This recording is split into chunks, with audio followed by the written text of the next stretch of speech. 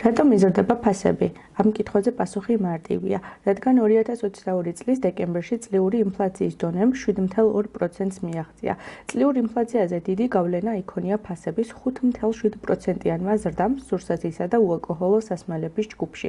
ფასების აგრძნობლად გაიზარდა როგორც ზეთზე, შაქარზე და წყალზე, ასევე რძის პროდუქტებზე და ხორცპროდუქტებზე.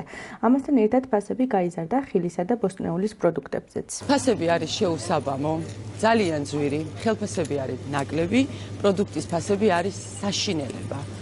ამ ქვეყანაში ზოგადად არა მარტო პროდუქტები, ანუ ყველაფრის შეუსაბამობაა. გაბერილი ფასები და ასე შემდეგ. ხელმისაწვდომი ნამდვილად არ არის, იმიტომ რომ ამ ქვეყანაში არიან ან ძალიან ღარიბები, ან ძალიან მდიდრები. ფასები არის ძალიან გაბერილი. ზეთი რატო უნდა ღირდეს ახლა 10 ლარი, მაგალითად და რძის პროდუქტების საშინელი ფასი, რომელიც ყოველდღე უნდა ყიდულობდეს ადამიანი და იყოს ხელმისაწვდომი, არ უნდა იყოს რაღაცა აი ესეთი კოლოსალური თანხები რა. საქართველოს ეროვნული ბანკის ოფიციალური მონაცემებით ლარი დოლართან მიმართებით გაუფასურდა. კერძოდ დღევანდელი ვაჭრობის შედეგად ლარი დოლართან 48 თეთრით გაუფასურდა და 1 აშშ დოლარის ოფიციალურმა ღირებულებამ 2 ლარსა და 71 თეთრს შეადგინა. რაც შეეხება ევროს, ეროვნული ვალუტა ევროსთან 53 თეთრით გაუფასურდა და 1 ევროს ოფიციალური ღირებულება 2 ლარსა და 88 თეთრს შეადგენს. ხალხის რაოდენობა ფასების ზრდასთან შესაბამისად საკმაოდ შემცირებულია ბაზარში, თუმცა ახალ წელს როგორც ყოველთვის მოიმატა ვაჭრობამაც და ხალხის რაოდენობამაც.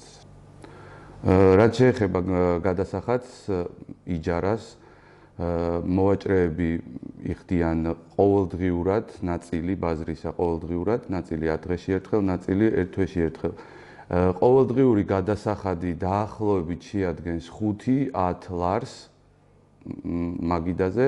შესაბამისად, ყოველთვიური გადასახადი 150-300 ლარია იჯარა. სტატისტიკის ეროვნული სამსახურის მიერ გამოქვეყნებული ანგარიშის თანახმად, წინა თვესთან შედარებით ინფლაციის დონე 1.3%-ია. სექტემბრის თვეში ინფლაციის დონე 0.2% იყო, ხოლო წლიური 12.3%.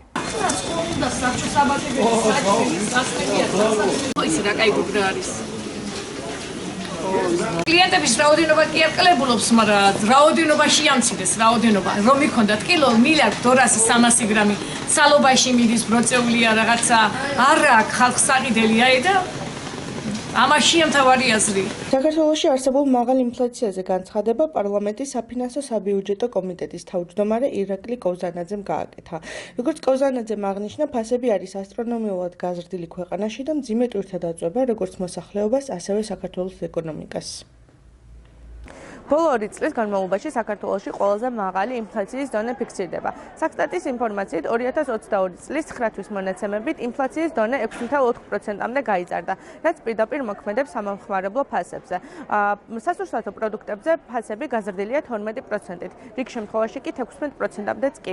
შემდეგ მოდის უალკოჰოლო სასმელები და თამბაქო, რაზეც აქციზის ფასებიც მოქმედებს. ბაზრის ფუნქცია გას უწყლებთან შედარებით შეცვლილია, რასაც ბაზრებში ხალხის რაოდენობის შემცირება განაპირობებს. თუმცა რა არის ამის მიზეზი? ფასების არაბუნებრივი ზრდა თუ სხვა სასურსათო ობიექტების რაოდენობის მატება, ამაზე პასუხი ჯერჯერობით უცნობია.